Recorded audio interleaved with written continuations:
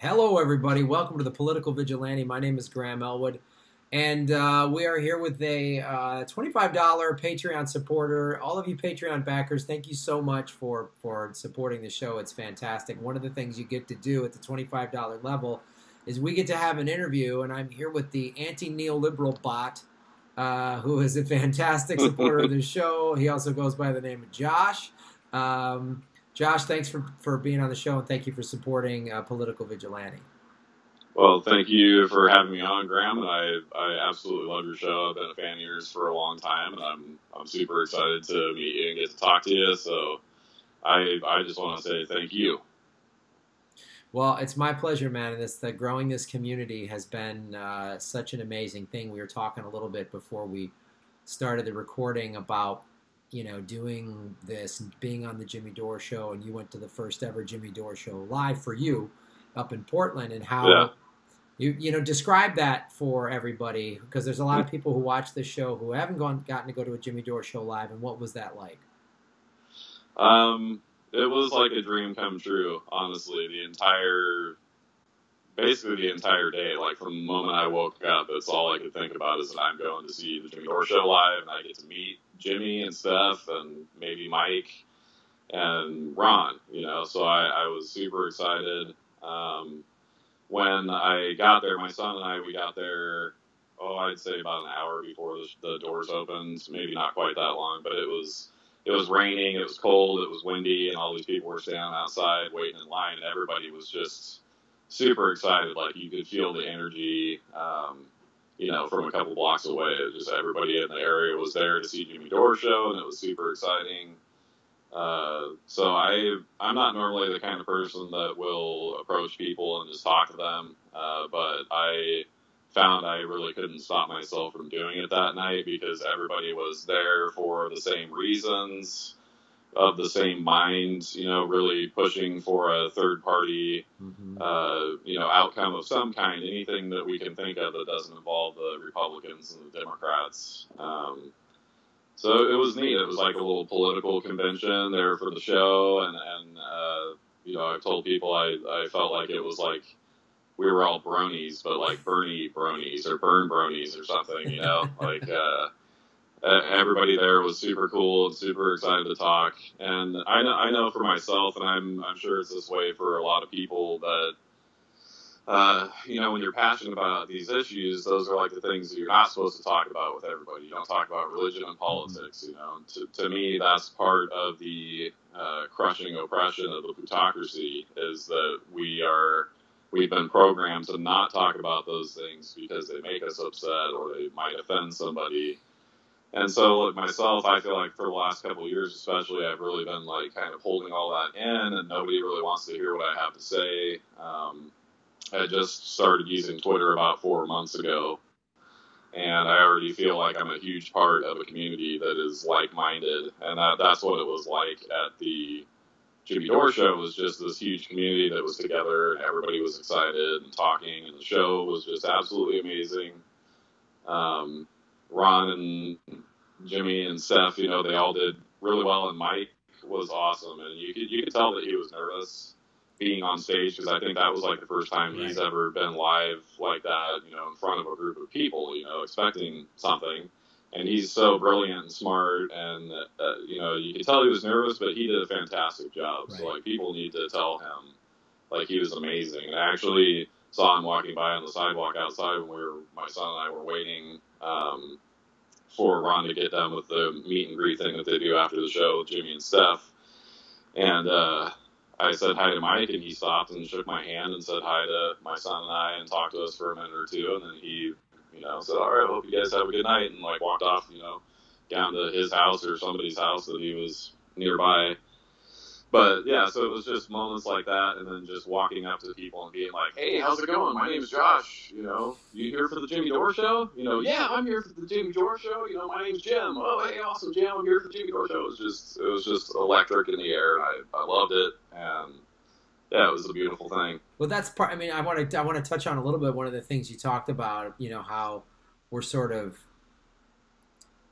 programmed to, we shouldn't talk about politics or religion. That is so by design, because They want us to either not talk about it or to fight and divide ourselves, because they want us divided by red state, blue state, Republican, Democrat, black, white, male, female, whatever, because they don't. If we all get together and go, whoa, wait a minute, the 1%ers are over there, they're screwing us all of all ethnicities and all genders and all backgrounds, and it's by design. They want us, and they don't want us to pay attention. They want us to follow sports and entertainment. They don't want us to follow what's really happening. So, those shows for me have been transformative as not just first as a performer, because I've never done shows like that where first, it's the kind of jokes we can make and having that response. It's an audience. There's no neoliberals in the audience going,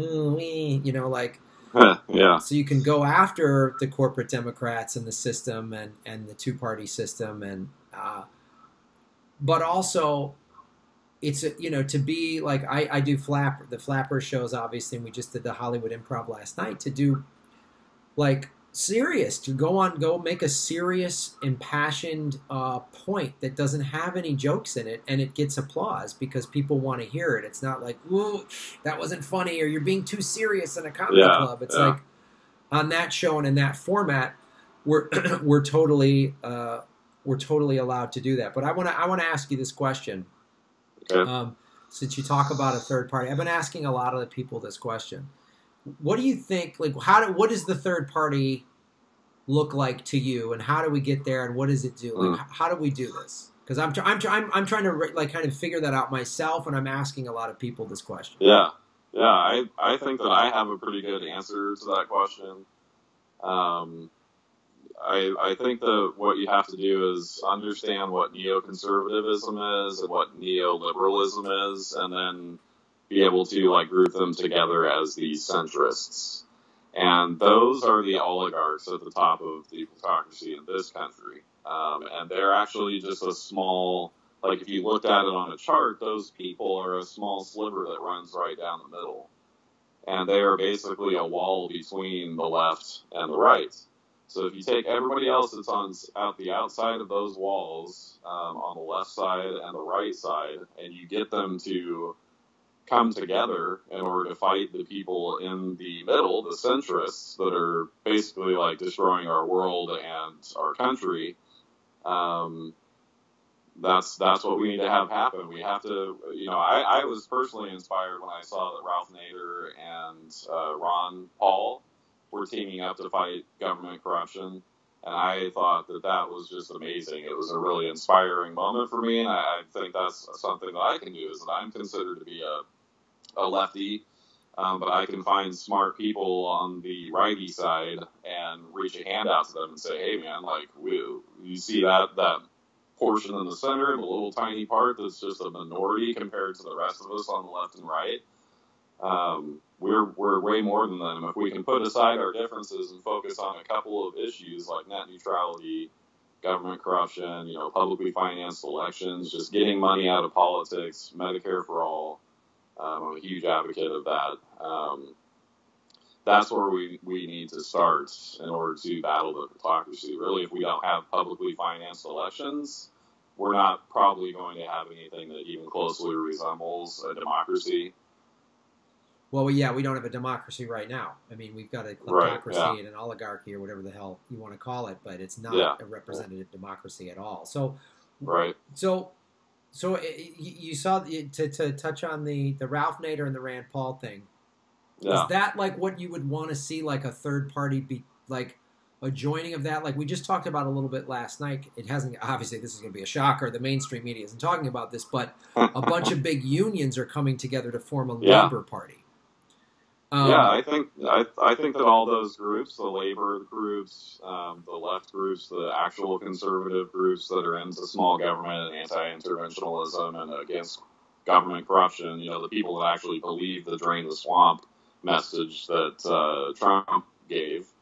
I think if all those groups sort of start to, coalesce together and then realize that their power together is bigger than the powers that be that are running the country right now. That's exactly what the centrists do not want. That's why there's so much focus on identity politics and on distractionary issues that have nothing to do with like the most important things. Like I personally don't understand like why more and more creators that I am big fans of aren't doing like I know you have to cover every story, but like net neutrality seems to be like the most freaking important thing that everyone should be just freaking out about right now. You know? Yeah, I mean, yeah, obviously net neutrality at its core is the deep state wanting to control the final thing that they can't control. They control the media, they control the courts, they control the political parties. Well, there's one party, basically, the corporate party.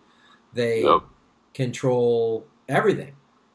Universities, I mean, so the one place that is still a major threat to them, and you have people like Snowden and Julian Assange showing, and you see independent media and people like Jimmy Dore and Mike from Humanist Report, and the kind of the traction that they're getting because people are so starving for anything that's just authentic and honest. You know, it's yeah, absolutely. I'm seeing it doing this show. I mean, people are coming. You know, I'm just a guy talking in his apartment with a crazy blue light on his Batman thing. And it's like, because I'm not bullshitting anybody, even if you don't agree with me, you know what I'm saying, I believe. You know, there's no corporate overlord whispering in my ear, putting a diamond necklace around me. You know, a diamond choker that like reels me back whenever I try to resist. So it's the net neutrality thing is really, there's so many things. Like, to me, net neutrality is very, very important because of the last bastion of free speech, you know, is the internet. Yeah. You know, and then also for me, it's the environment. Like, without the environment, if the society, you know, if the ecosystem collapses, it won't matter how much net neutrality we have. You know, right? Yeah. So I want to. For me, and I've talked about this before on the show, I think that's a great idea because I've asked this question of a lot of people, and I think it is this sort of coalition of labor and actual, like you say, actual conservatives, not the right-wing extremists, but like actual, like more libertarian type conservatives. And to me, I talk about this a lot. Everything is connected. And so if we address the environment, then we're addressing labor. If we do the Green New Deal or something thereabouts, if we bring in all these green jobs, then guess what? Everybody gets work. If we're bringing, and we make sure the minimum wage is $15 an hour, and we make sure there's more unions, because it's so funny to me when I hear sort of like conservatives, you know, have drank the corporate Kool-Aid of unions are bad, and it's like, and they always talk about the good old days of the 50s and 60s. Well, the 50s and 60s were the most regulated era, and there was all these unions, and that's one of the things why we had a thriving middle class then. We had all this stuff. And so let me ask you this. So you've talked about third party and what you think that would look like, and good examples of how that can work. And you talked about net neutrality. What other sort of issues or topics do you feel like, or what do you want to talk about first, and then what do you think is important that we need to talk about? I think I'd like to spend at least a couple minutes on the universal healthcare issue. That's something that's extremely important to me personally, and you know, for my family and just people that I know. You know, I sort of fall into this demographic where I am sort of the working poor. My two teenage sons have lived with me for the last 5 years. I've dealt with health issues since I was pretty much a teenager, and I am seeing an RA specialist to address my chronic pain issues finally. But I need it pretty bad just for myself. So it's you know, it's kind of a selfish motivation in that sense. But even if I didn't, I'm going to stop you right there. Okay. Wanting good health care for you and your family, Josh, is not selfish. Okay, that's the corporate media talking right there, my friend. I'm sorry, I don't mean to jump down your throat, but like, hey, I want good health care. I have health issues. I have 2 children. I want them to have good health care. That's not, oh, I'm so selfish. That's like, it's a basic human right. So I'm sorry, go ahead. No, I appreciate that, Graham, but even if it was something that wasn't a real problem for me, I would still be a huge advocate of it. I'm very empathetic, and I have a strong sense of justice, and I think that, Medicare for all, universal health care, even if it was just a public option, for goodness sakes, it would help a massive amount of people that are dying and suffering and unable to get the health care that they need. Mm-hmm. Even in some cases when they have worked their tail off for, a couple decades and have done decently well for somebody that doesn't have a college education, and then my premiums go up, like I just can't even believe. And I don't make a ton of money, but my salary is just like a couple $1,000s over whatever the requirement is for qualifying for even the very least amount of assistance with like Obamacare or anything else really. So like, what am I supposed to do? Go and ask my boss, if he can lower my salary so that I'll qualify for something that might save me $100 a month, So that I know that I'm not the only one. There's lots of people that are in my same exact situation where, I am not a lazy person, and I've worked through a lot of adversity, and I've done well pretty much at every company that I've ever worked for. So I'm not lazy, I'm not a bum, but the system is leaving me behind. And it's interesting because people, I'm not one of these people that says that, like, oh, if you need food stamps or something, you're lazy, or, that kind of thing. I don't think that at all. I think it should be more available to more people. That's really important to me.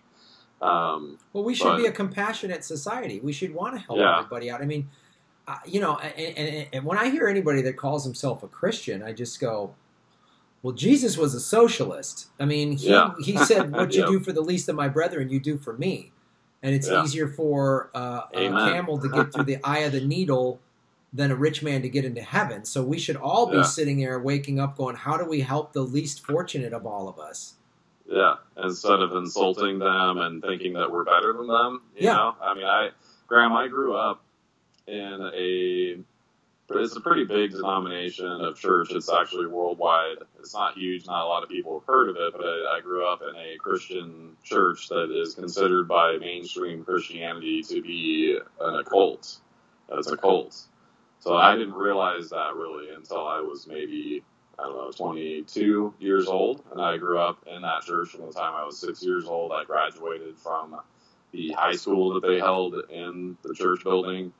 My graduating class was like 6 people, 1 girl, So I know what, I haven't read very many books in my life, Graham. I've read the Bible and like the Scarlet Letter and, a couple others, but I could probably count the books I've read on 2 hands. And that's kind of a shame, but it's just the way it is. And so I'm really familiar with the teachings of Christ and the Christian church, and it's just utterly disgusting hypocrisy.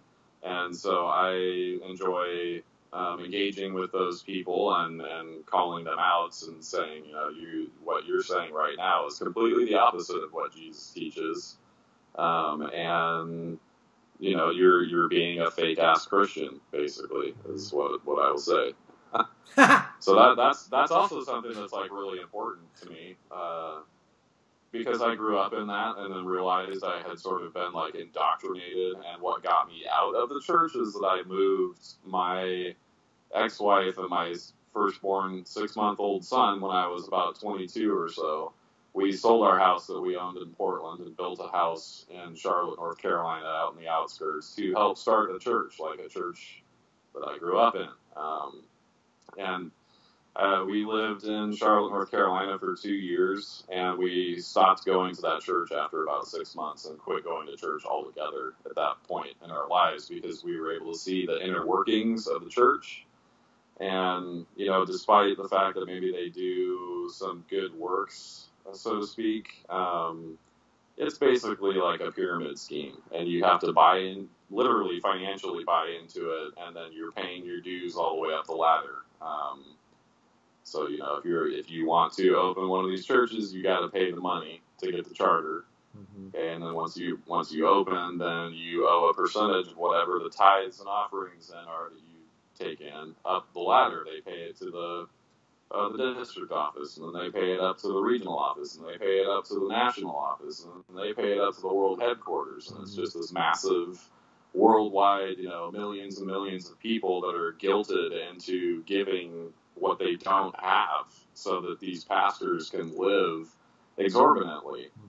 And that's disgusting. That's exactly the opposite of what Jesus said in the Bible. If these people want to purport that they subscribe to that and live their lives that way and call themselves Christian, that's disgusting. That's Well, I commend you, man, for coming from that background, that religious faith, and then seeing the hypocrisy of it and calling people out for that. That's pretty. Yeah. I think that's a big sort of cornerstone. What I'm finding in doing this with a lot of sort of progressives is a lot of us came out of some environment, either politically or religiously or socially or culturally or something, and at some point we went, wait a minute.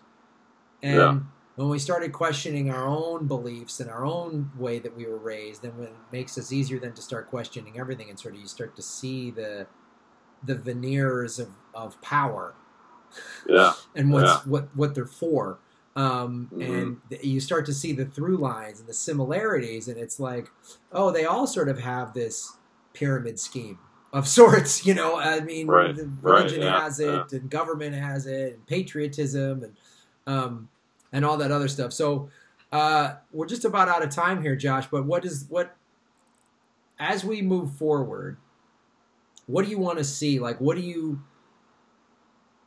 how do I phrase this question? So what do you think the best thing that, like, anyone out there watching that's a progressive or is just sort of new to this, like, new to YouTube news world of just like, what do I do? I'm just coming out of the neoliberal cult, and like, where do I go? What do I do? What would you say to them? Oh, wow. I mean, there's so much to do. I mean, it's kind of a deep rabbit hole. I feel like I've been down to the bottom of it a dozen times now. But you can't just jump from the top down to the bottom or take somebody and shove them down the stairs. It really is like a truly eye-opening experience. Like the first time that you watch the Zeitgeist film, like just whoa, just totally blows you away, right? So a lot of people can't handle you just like pulling the curtain away and like showing them the beast, that lies at the bottom.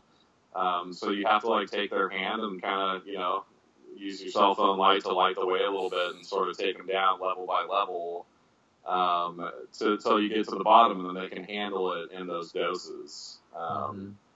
So I would say for the first number one priority to me, if I could tell anyone, this is why my handle on Twitter is anti-neolibbot, is that I hate neoliberalism. I hate it with a burning passion. And the fact that I'd say 80% of our population perhaps doesn't even know what neoliberalism is, that's where I want to start. Like, what is neoconservatism? What is neoliberalism? And what is a centrist? And those are the people that are the evil ones, And a lot of people don't even have any clue. They don't even know those terms exist. Like, I tell people about neoliberalism all the time, and they're just like, what is that? Like some moniker, like, oh, you're an alt-lefter or you're an alt-righter or something. No, it's an actual school of thought that exists and has been in action in our own country and around the world for, like, the last 70 years or something. And, it's a good business model. That's a great one. It's a good business model. It's a good pyramid scam. It's fantastic. Well, Josh, I really appreciate you supporting the show, and I appreciate this interview. It's been really cool to talk to you. And for everybody out there watching, I believe his Twitter handle is @neolibbot. Is that correct?